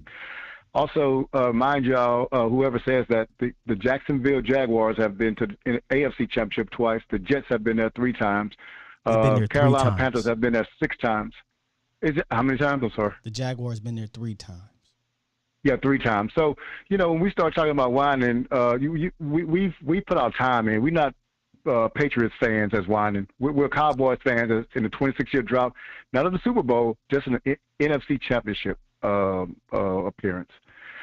But I came to talk to you, man, a little bit about Stephen Jones, which I think is he's getting a lot of attention this offseason, which he should. But when you look at a person like that, you got to really – I think what we look at, okay, you're Stephen Jones wants to win a Super Bowl, wants to win a championship. That's what we all think because that's the position he's in. And then so when we look at the moves he makes, it doesn't look like that's what he's trying to do. Right. Well, one of the things is that may not be his motivation. And what we have to do is we got to rethink this whole thing, and it's hard for us to get our mind off of it. But his motivation, I don't think, is to win. I think his motivation is he really wants to stay competitive.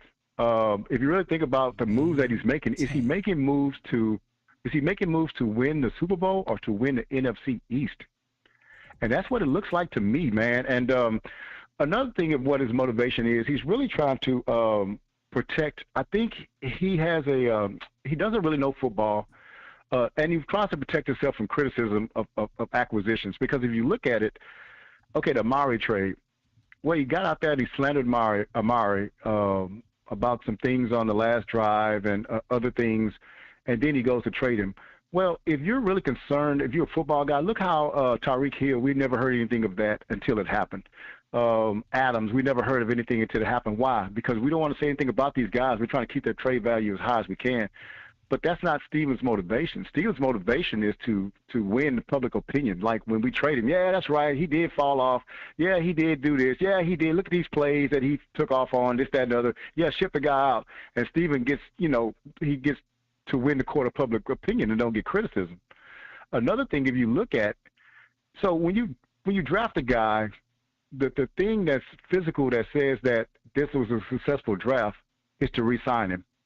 That's why we re-sign a lot of our guys, man. We're not re-signing. We're not going out and sign free agents because he does not want to take a chance on those guys because he'll be criticized and ridiculed if those guys fail. But if he signs the rookies, it looks like, hey, that was a great draft pick. Why? Well, they re-signed this guy. And so I just think we got to recalibrate ourselves on Stephen Jones and what his actual motivation is. I don't think his motivation is to win a Super Bowl because these moves he's made in the offseason, just telling me that he wants to be competitive and put a good product out there. And it's the bottom line. It's about money, man. Yeah. And if we just keep this team 10-7, then we're going to make money and we'll continue doing things we've been doing. No, I don't necessarily disagree with everything you said there. But think about it. Asking Cowboys Nation to recalibrate how they think or how they feel about the game of football and the goal of football goes against all common sense, right? That's why we can't always grasp it, and we refuse. At least me, like right now, I'm complaining, I'm frustrated right now. But once the season comes around, right, I'm going to be like, all right, man, let's do this thing, please. Like praying like hell, right, that we can do this thing because as a fan, you want to cheer on your team, and B, you hope that they get to the Super Bowl or win the Super Bowl or are successful or doing things to do so. And I get what you're saying, but what you're asking us to do goes against common sense, right? Like it goes against common sense of saying, hey, you know what? We're not trying to win the Super Bowl here. We're just trying to remain competitive, and I'm going to cheer for that. That's what I struggle with. Like I can't cheer for it, and I don't think we should cheer for it. We should be coming at the front office like we're doing so they can get better. Absolutely. And that's why I say the only ones that have urgency in this organization is the fans, man. We're the only ones that have urgency to win. Stephen has a 20-year plan to run this business, again, like the OC said, as an accountant. That's what he's doing, man. He doesn't look at the player acquisition, all these players that he lowball. For one thing, I said this before, but when a guy gets lowball like that, he's not coming in like they did Curse. Like they did D-Law. I mean, some of this stuff is disrespectful, man. But you expect them all to come along and join with you. Dude, you got to do better than that as far as just public relations with your own player. He's trying to be a cutthroat and, hey, look what I got for this. I cut this and I cut these corners here. Look what I got. Yeah, but look what kind of players you got in there and the attitude they have in there.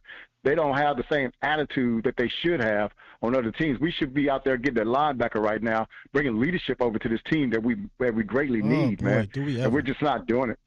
Yeah. And so, look, Scott, I'm going to get on off, man. I just wanted to come out and voice that little thing to you, man. I'm going to continue to listen to your show, and I'll talk to you later, brother. Thanks, man. As always, I appreciate you calling and giving your insight, B-Bert. All right, bro. Yeah, man. I don't ask for much, by the way. I think it's hilarious when I see people call me negative.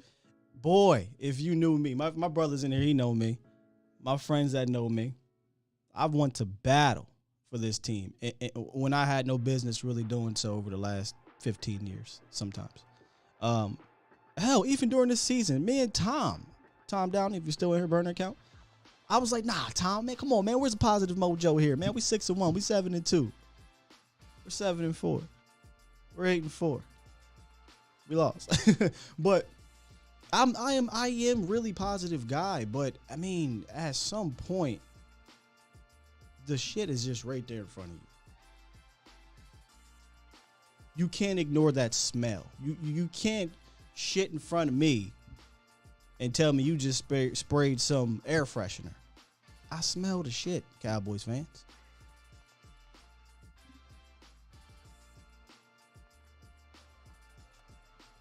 We got B in the building. What's up, B? What's good with you, G? How you doing? I'm good, man.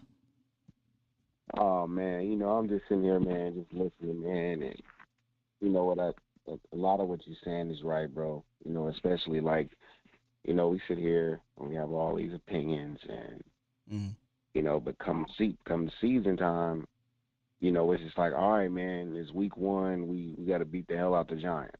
Yeah. Or we got to beat the hell out of this team or that team. But as a fan, it's like I could sit here right now and tell you, you know what? The best course of action, if we want this team to be better, hopefully. I mean, I'm not even sure he's probably too stubborn to even see it. Is they need to fall on their ass this year. You know what I'm saying? With this bull crap free agency moves or lack thereof, they need to fall on their ass. So, come next year, it's like, okay, you realize you can't do it. But then again, is that even going to do anything? I think if anything, what it will do is you'll fire the coach, right? And then you'll bring in a guy. And I know the name Sean keeps coming up, but maybe it's not Sean, but it very well could be. But you might be right? You might be right in the sense of they need to fall back to come forward. That's kind of how it's been over the last decade. Cowboys are 2015, quarterback gets hurt, they suck. The next year, 2016 happens. 2020, Cowboys quarterback gets hurt, they suck. 2021, they get better. 2008, the quarterback gets hurt, they suck. 2009, they win a playoff game. But these all came from the quarterbacks getting hurt. I don't think we were hoping that gets hurt. You're just saying that, hey, maybe we need the Cowboys to suffer to get better. But herein lies a problem. They don't want to do that. Sometimes I don't disagree with teams saying, hey, listen, man, like right now, the Falcons. Hey, dog, it just ain't in the cards, okay? We got to figure out how to prepare for the future because our present is bleak. So they are willing to fall on their face, like you said, B, to try to get better. And a lot of the times we see it. The Bengals took forever. They fell on their face a bunch of times. Got their quarterback, got their coach, and here they are. The Rams fell on their face a bunch of times. Got what they got, and here they are. I just don't believe Jerry wants to do that or Steve. And I think they'd rather be 10-6, 9-7, 8-8, 11-5, get to the playoffs, lose in the playoffs, maybe win one game, and just remain in that cycle than be a bad team. Right. You know what I'm saying? And it's crazy, man, because if they're making it to the playoffs, and even if they're winning 11 games, 10 games, and they're winning their division, to Stephen Jones, it's, okay, we're on the right track here. But that is a mind state that only a person has with job security, because it can't be the coach's fault every year. It can't, because if the coach is winning 10 games with quote-unquote scraps, and this is what you're doing in free agency, imagine what he'll do if you give him 2 or 3 more players that can really affect the game. Instead of winning 10 games, you might win 12 plus a playoff or two. Yeah, the point. But if you're getting the same money every year, whether you're making the playoffs or not, and you're just being competitive, what's the point of falling off? You know what, I was listening to 103 105 the to the fan. Fan, yeah. You know what I'm saying? Yeah, and they were basically saying, as long as they're competitive enough to win, their bottom line is not affected, and they don't want to be in a position where their bottom line is affected by taking risk. So as long as they can do enough to say, hey, let's just get to the playoffs, win our division, and anything can happen. And as long as they have that mentality, their bottom line is not affected. But in order for this to change, they have to become irrelevant. And they don't want to do that, because as long as they're 10-6, winning their division and getting to the playoffs, they're going to be on TV every week. These shows are going to lead off talking about the Cowboys, and they're going to be relevant. But the moment that they take a risk, a big risk, and it doesn't work, and then for 3-4 years, it sets them back, that's their biggest fear, because it affects their bottom line. But who says it's going to affect you for that long? Right, and that's the thing. Like at least take the leap, so you can, if you do fall, you can get back up, and you know how to adjust from there. They don't know how to adjust because they don't know how to fail. Right. And then somebody made a great point. They were like, the difference between Stephen Jones and Jerry Jones is, when you're in the oil business, you have to take risks to get that big hit. Yeah. Stephen Jones didn't have to go through that. All he saw was the results, or the lack thereof of results of, okay, when I jump out for a Joey Galloway and I overpay and it doesn't work out. You know what I'm saying? That's Jerry That's that Jones. market that they're not good in, brother. They suck at that trade market. But I think I heard something on 105.3 that said something like they have 4 losing seasons in the last 20 years or something like that, which from the outside, that looks great. That's not a failure to them. So how they, the things that they're doing, they're going to continue to do it because they're not having losing seasons, year in, year out. But the actual end result is a failure, right? And sometimes, like if you look at a lot of these other teams, they make these adjustments, these general managers or these coaches, they take these leaps, so they get aggressive. And if it doesn't work out now, okay, how can I pivot? How can I adjust to this? There is really only one answer right now for Dallas, and that's to be more aggressive, and they refuse to do it. So for guys like Steven, and I don't even say Jerry, but let's call it Jerry and Steven, they'll never know how to get better because of their ego. If they hired a general manager and he failed, they could say, okay, that guy's way didn't work out. Let me get another guy's way that could work out. They're not firing themselves. So we're just in this repeated cycle. And it sucks, man, because to me, when you come off a 12-4 season, I get it. To a degree, you want to say, all right, we can't bring back the same exact team. I get it. You know what I'm saying? I wouldn't have been for that. But it doesn't mean I wouldn't have tried to get better in a different way. But that's what's wild, right? I say you can't better. bring back the same exact team, but damn it, they sure trying. They're bringing back 13 players they brought back, and the guys they got rid of, the Amari Coopers can play. The Amari Coopers, the Collins, and the Randy Gregory's of the world, Seth Wilsons of the world. Those are good players. They brought back a lot of mid guys, though. I still can't for the life of me figure out what in the hell made them franchise tag Dalton Schultz. Like, if you ask any Cowboy fan, see, when Stephen Jones comes out and says, oh, we don't have the cap right now, and I know the answer, but I just need to hear you say it. If the Cowboys told you they had to give Bobby Wagner a 2-year, $20 million deal, or pay Dalton Schultz $10 million, which one would you choose? I ain't even close. Even close, right? Bobby Wagner 10 times out of 10 times. So when you tell me you don't have the money, no. You have the money. You're just not spending it responsibly or in a smart manner. You're in a smart way. You're just not doing it because you could have easily had Bobby Wagner. Even a week ago, you could have had Bobby Wagner. I don't give a damn about no Luke Gifford. I don't give a damn about no Leighton Vander Esch. I don't give a damn about the punter as it pertains to Bobby Wagner. Because, yes, the punter did flip field position, and I'm not going to say for what he is asked to do, he didn't do a great job of it. But, hell, if I got a middle linebacker that's helping me get you off the field on 3rd and 7, fuck the punter. Facts. Because my defense is better. I don't give a damn. So that bullshit about that, man, it's like they're so stubborn in trying to do it this way that they're getting in their own way because this man is sitting out here. Personally, I think he wants to be in L.A. anyway because that's where he's from. Yeah, but Bobby Wagner is not the point. Some dude on Twitter was getting on my damn nerves. Bobby Wagner ain't the point. Bobby Wagner is just part of the situation. There's other players that were out there. Yeah. Hey, AB, let me get to the rest of these callers, my man, so we can get on up out of here, brother. All right, G, man. Have a good one, bro. Appreciate you, B. Always spitting, and I appreciate that. Yeah, man. Some guy on Twitter was like, Bobby Wagner wanted to be in. All right, yeah, that's not the point. The point is the Rams are willing to make these moves, right? Dallas isn't. Got Coach Marv. We're going to end it with 2 Marvs. What's up, Coach Marv? Scott, what's going on, brother? What's up with you, man? How you feeling this week with this crazy movement? But you know, you was trying to make the right point. It's not about Bob Wagner. And I'm a big Bob Wagner fan. I would think he would be great. But it's about the principle of how we do business. You know something, this guy? I wanted to ask you this because I hear Steven say this a lot. He said we're not going to overpay for overpay value for free agents. Yep.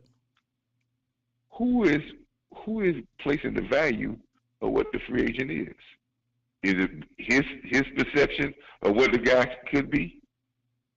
Because he's not looking at the deception of the scouts or what the people that put out things to say what the player is valued at.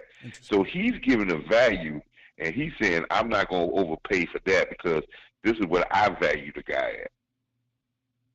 That's an interesting point. So you're basically saying he's not going to a guy like Will McClay, right, who is we credit as a very good pro personnel and college right. personnel. So if I value it, if I set the rules, I set the value. Yeah, I always look right because I set the value. It's not because I'm going on other expert opinion that says, oh, they value Bobby Wagner as at this point in his career, a $10 or $11 million linebacker. But my value is $5 million. So I'm not going to overpay $5 million because that's what I value. So here it is again. Goes back to what all your callers been saying, and I think you've been saying. And the main question, and I said this on a show last night, and the main question the Cowboy fans need to start asking this main question. Steven, Jerry, is it more important for you to bring a number 6 championship to Dallas and the fans? Or is it more important that you do it your way? I think it's the latter. That's a big question. It is. Because that's the main question when we talk about all the philosophy. Is it more important to get it right or try whatever you need to do to get to the mountaintop again and get this Cowboy organization back to 6? Or is it more important that you do it your way? Aren't we getting the answer in the way they operate and do business? right? Like we're getting the answer. They want to do it their way when the rest of the league is showing you. In fact, they're not showing you. They're laughing at you, literally. Like general managers are literally calling you incompetent. So they call you incompetent. You know what? One reason they call you incompetent about where you talking, where you trade players. All 32 teams will call you incompetent for get. Now I know people are gonna shoot me down for this, but all 32 teams call you incompetent for putting the franchise tag on Dalton Schultz because nobody was gonna offer Dalton Schultz $10, $11 million to come play for them. And the other one is right now you have a running back. Listen, I like Zeke, but you got a running back that's costing you $18 million on the cap, and you can't do nothing about it. So you can't. Why would you nothing. restructure his contract last year? It's silly, man. This is the thing. This is the thing, Sky, and I said this too because I'm a running back guy, right? Mm-hmm. But I said this. We're talking about Cooper, right? Remember we talked about Cooper and we said, well, they try to say his production went down because he hadn't been targeted. And yes, that showed. But Zeke's production has gone down because he done got 80 less carries since he signed the contract. They don't know what you have given the ball less, but do you say, well, he's supposed to still do the same numbers? I don't understand how in any business decision, in any type of organization with anything, that you will spend money on something and don't utilize it to the fullest. Right. This thing about we saving guys because we said they got too many. Man, you get every bit of the juice out that orange. Because let me tell you what's going to happen with Zeke. You're going to cut Zeke next year, and he's going to say, thank you, Cowboys, for the 200-something less carries in the last 3 years, and then he's going to go somewhere around for 1,500 yards. I could definitely see him doing some Corey Dillon type stuff. Remember, Corey Dillon Corey Dillon was a very fantastic back with the Cincinnati Bengals. Kind of got up there a little bit. A lot of carries in an era where the running backs were huge. And then his production dip, went to the Patriots, had like a 1,600-yard season and won a Super Bowl. So I mean, I'm not. I would have got every bit of Ezekiel Elliott worth all that money. I would have got just like I would have got out of Cooper. I would have got if I knew he was going to go, we would have got everything. I might have said, well, we're not going to bring him back next year, but I'm going to target him like crazy. We're going to get every bit of this juice out of this orange right here. We might not like him, we're going to let him go, but we're going to get every bit of this $20 million this year. 100. I'm not going to let him save himself and then let him go, and then he'd be fresh for somebody else to get to have a big season. Well, it comes back to philosophy. In regards to Zeke, it ain't even about the opportunities, because I do think you need to. I thought you were talking about Coop. I think you do need to split the carries with him and Tony Pollard. It's strictly financial in value. I don't think Ezekiel Elliott or any running back, or most running backs for that matter, should be counting $18 million against your cap. He's not that kind of guy. He's not what's his name? Adrian Peterson in his prime, right? No, it's not that kind of league either. So you had no business restructuring that contract last year for, what was it, like $5 million in cap space? It's goofy. Now you put yourself in this situation. But I digress on Ezekiel Elliott. But again, Scott, if you feel, and I say this again, and it's the truth, he leaves and go and get 1,600 yards. He was $18 million if you let him get 1,600 yards. Nope. Listen, you got a guy like Tony Pollard. If you ignore him again to run Ezekiel Elliott, who's been hurt guy the last 2 years, into the ground for the sake of saying, oh, we got to get our money's worth, I think that's bad management. Yeah, it's bad management. Well, I'm just saying what you said. No, Scott, go back to what I was saying. Yeah. If you feel that he can leave here and go somewhere, and you say that might happen, and he gets 1,600 yards and have a great season. Because of what you said.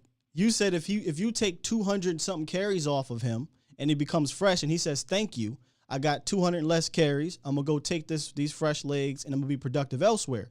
Now, if I'm giving him those 200, 300 extra carries and he continues to be hurt guy and he continues to not be big play guy again, and you don't utilize your big play guy in tandem, I don't think he's going to be 1,600 yard Ezekiel Elliott, especially when your offensive line is in flux. Yeah. So that's the thing. I think that's the thing that we didn't have the philosophy, because when you sign Ezekiel Elliott, Ezekiel Elliott, he was smart. Ezekiel Elliott knew what the plan was, and if everybody don't know the plan about that, Ezekiel Elliott knew who was the offensive net coordinator coming. Kellen Moore was coming in the year that Ezekiel Elliott held out. He went through OTAs. He went through all the other training, and he saw where the offense was going. And he was in his third year.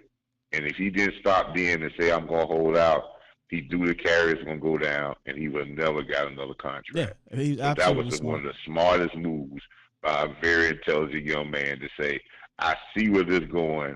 I can see the offense coordinator's mindset. Let me get my paper now. Yeah. Hey, Coach. Sky, man, thank you for doing what you're doing, man. Keep pushing that thing, man. But like I said, man, Cowboy fans, let's ask the organization this. Is it more important for us to get to 6 and get to our 6th championship? Or is it more important that they do it their way? Because 27 years has not worked. We don't want to go another 27 doing it their way. On it. Appreciate you, Coach. No true word spoken right there. And I think it's the latter. I mean, I think it's obviously the latter. Ego plays a part in owners wanting to do it their way and things like that. But I said this, I think it was to Professor O or somebody. One of y'all, Fresh, might have been Mel. I think it's hilarious that they don't understand that if they just assign someone to help them, give them the title, who gives a damn about the title, and it does work, they will get credit for it. Isn't that the point of having power? Of having money? The ability to have someone help you, pay for someone else to do. I hate to say someone else to do it, but if it's going to help you, then hell yeah. Shoot, if I could afford to pay somebody to do all the production and all this other stuff, I'd absolutely would. I'd just come on here and talk. If it helped take my show and elevate it to Super Bowl level. Hey, man, talking about. I think it's as simple as that. These dudes, their ego, yeah. It's bigger than wanting to win 6. And that's saying something, because I truly believe Jerry wants to win 6. Like, I truly believe that. But I don't believe he wants to do anything it takes to win it. That's the difference. Shout out to my guy, Vach Lombardi, my brother in the building. Yo, drop some fire emojis for Vach in the building. Drop my explosion. Keeping my lips tight here, man. But I'm proud of Vach. Very, very proud of him. My young OG. He like to tell y'all I'm way old. I ain't that much older than him, man. But he a young OG. All right, let me get to 206. I think this is Marv. This is the other Marv. What's up, family? What's going on with you? MJ. What's up, man? Loving your show. Thanks, man. Everything you guys saying makes sense, but I'm like you still. Me and you on the same page. This was happening. He want to win the championship, but he like you. He like you said, he's gonna trade. He's gonna do it in a cheap way. And what I mean, man, he know he got Will. He got your boy Clay. That's gonna be your next general manager when Jerry leaves. They already got it in their good. He already got it in his plan, because that's what saved him. He hear y'all on here. But MJ, he probably listen to y'all podcast. He listening to you guys.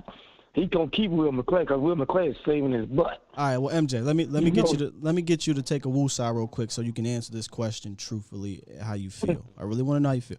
Do you honestly, truly believe, God forbid, when Jerry moves on and Steven becomes a sole owner, that he will relinquish general manager duties, full general manager duties, to Will McClay? Do you really believe that? 50-50, yeah. Okay, so you a little bit of you got some. Boy. Okay, you got some belief in it. All right, I don't believe it at all. Yeah, that's his boy. That's his boy. He knows that's who's saving him. Because he could have been in when to get that money. There's a lot of people wanted Will, and And you know him. Dad, we need him. He's saving us. We know the fans on us. We can't let him go. Okay, yeah, you're right. Okay, yeah, we're gonna keep him. We're gonna pay him more too. So, but like me and you were saying the other day, we need one of them big D tackles, and they're gonna sign an offensive line player. It's gonna be either the guy from Green Bay or Flowers at guard or that center. Somebody else brought up Eric Flowers, and I know he was a laughing stock at first, but I feel like, and I could be wrong, I've watched in the building, maybe you can help me out here. Eric Flowers got better at guard, right? Like I feel like he is not a laughing stock anymore at guard. No, he's not. He's not. That's where they're going to go. That's going to be our next signing. But like me and you say, it's going to be one of them linebackers. It's going to be one of them linebackers in the draft, like your boy from Wyoming or one of them Georgias. It's going to be one of them. And they is going to drop the D tackle. They're probably in the 4th round. And everybody on here, listen, you're going to get your receiver, and you're going to get your offensive lineman. Y'all going to be going crazy again. But like me and you said still, it's going to be up to that stupid Kellen Moore. They ain't going to run Zeke into the ground because Zeke going to get that whole contract.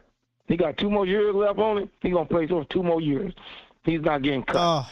And they're going to, I'm telling you now, listen, because now the key. You know what? That's bad. I shouldn't react like that, MJ, because honestly, if Zeke plays the 2 years out on this deal, that means in 2022 Zeke balled the hell out. So then I can't be mad at that. But we'll see. If Zeke comes out and has a 14 touchdown season, I don't think many people, and he's healthy, and he's got that pop back, he's breaking off long. I don't think anybody's going to complain if he came back. Yeah. The number is going to be tough to deal with for sure. But the talent's still there. It's just that right now, the last 2 years for me, I struggle seeing Zeke long term here because he's been hurt guy, he's been banged up, and this offensive line is not getting better. Let's be real, it's kind of getting worse. Well, the offensive line could be better. It's like me and you playing basketball, and we do the same dumb plays, we're going to lose. Right. The offensive coordinator, he do not call the right play. You can't keep running up the middle. You got to do like back when our old Cowboy day with Tony Dorsett. Sweet left, sweet right with Tony Pollard. Sweet left, sweet to set them up to hit the middle. You don't keep trying to run in the middle where everybody at. You ain't going nowhere. I don't care what. Even when we get, say we get that guard you like. What player you want? Which one? In the draft.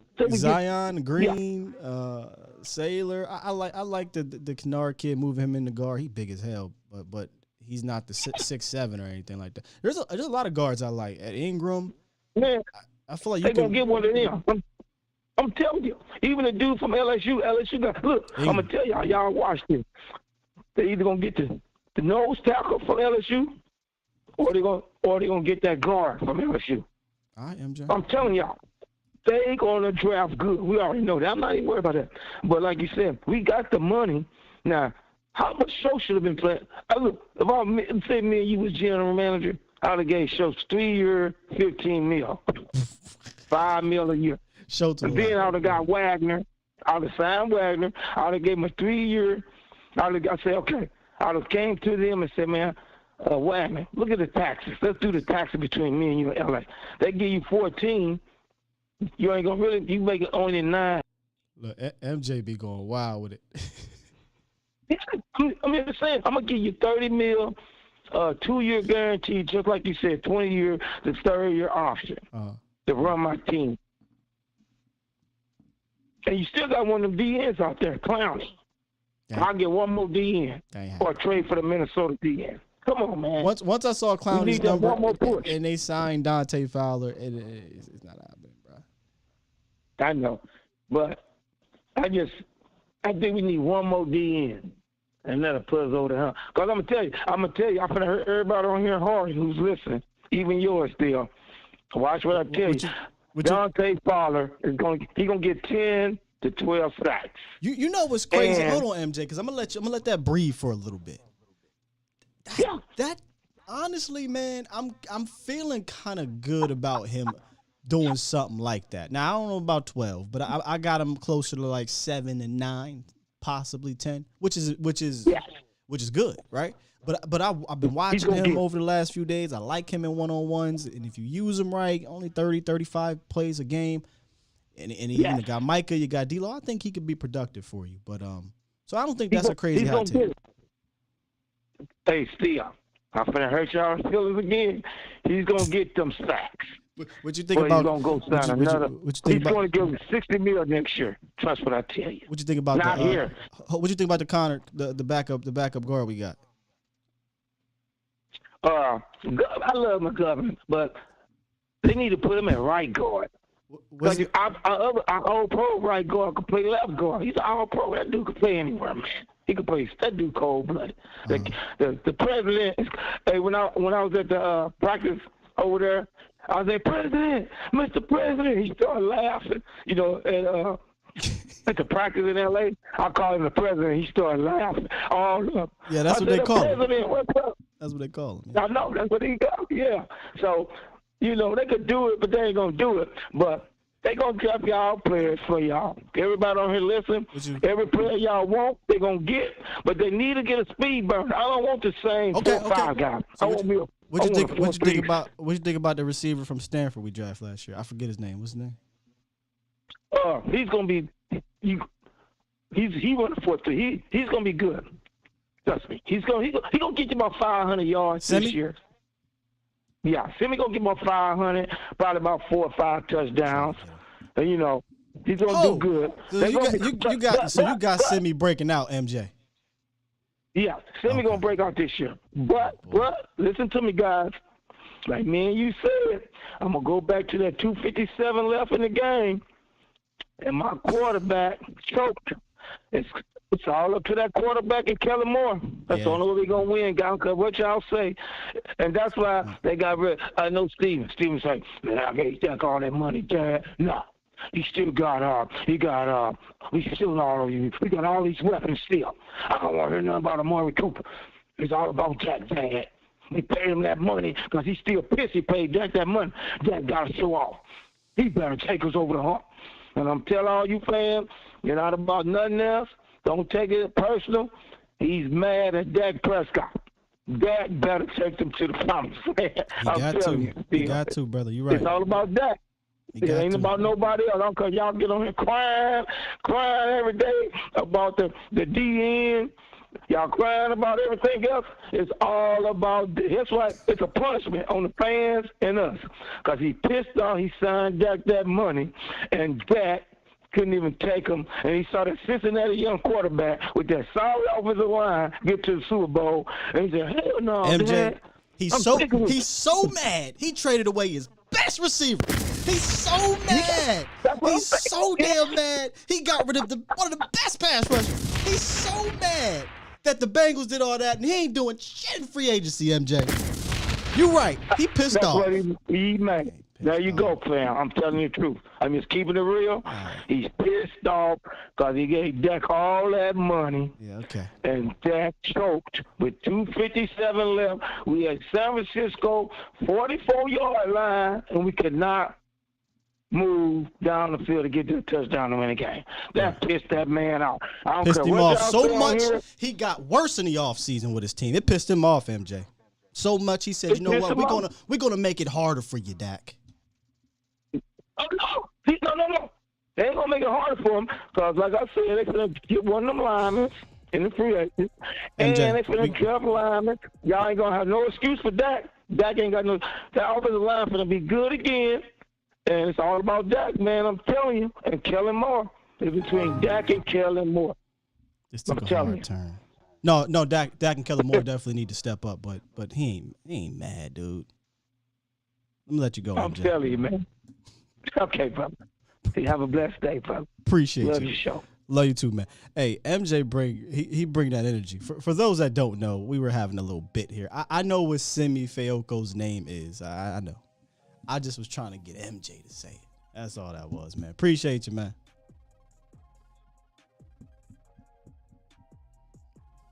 You know, sometimes these shows are explosive. You just got to sift through it. This ain't forever. This is not for the faint of heart. Ain't that the same, right? This ain't for the faint of heart. A lot of people not going to like this one. A lot of real stuff was being said here. A lot of frustration was coming out today. And I got some venting out myself. Y'all did some venting. Toxic said, or Toxic. This is basically TC915. He said he's funny. Yeah. Look, MJ definitely. I love listening to MJ. He does say some things in there. He's kind of like Uncle Charles in a way. You gotta find it, and you gotta latch on to it. He say some things, but he also be saying some things. You be like, come on now, MJ. This ain't Madden, bruh. Madden. I had fun today. Voss said he thought he was talking to Sky at his crib. Facts. He forgot he was on the show. Y'all be getting on me for that. But, I always look at it this way. If I call into a show and they allow me to go, I want to talk. Let me get my shit out. So I'll be letting y'all get it out. Get it out, man. He said he tired of all this whining. He said he tired of all this coming on here and whining and being upset. I mean, what you want us to do, man? Pretend? When you see the rest of the league trying to get better? There's still time. There's still time to improve, though, from this right here. My moves. Go get me Akeem Hicks or Campbell. Not Dante Fowler. Quan Alexander. Those are my two, y'all. Ain't gonna cost you a lot. And let's see what we do. We'll get to the draft where I think the Cowboys are good at. And where I think the Cowboys will add some pieces that helps this team at the very least maintain. We'll see. Get better is tough because Micah Parsons, you grab you a Micah, yeah, you get better. But what are the odds, right? What are the odds? All right, man, let me get up out of here. This was an interesting show today. Very interesting show. Later tonight, final show of the week, Mauricio Rodriguez will be on A to Z Sports Prime Time, right? Check out the website, A2ZSportsDallas.com for all the latest and greatest on the Dallas Cowboys. And I usually like to go to Twitter at the very end of the show to see if there's any news, and I don't think so because usually y'all guys help me out and drop that. So nothing has really happened aside from, wait a minute, Schottenheimer. I didn't bring that up earlier. It looks like, is it Brian Schottenheimer? One of the Schottenheimers. Make sure I get this right. Brian Schottenheimer is being hired to essentially be the who's the cat that we had last year, one on two, Ben McAdoo, the specialist, Ben McAdoo. So that's the only news that I saw at the end of here. So with that said, press this button. You said I'm wrong. I ain't wrong, man. Just like to have fun. Appreciate y'all. Tune in tomorrow. Feel Good Friday. I know it's gonna be the exact opposite. I promise y'all. We'll try to make that thing feel good tomorrow. Today though, I just had to get this out. Tomorrow, Feel Good Friday. I see y'all 8:15ish. Love you. Peace.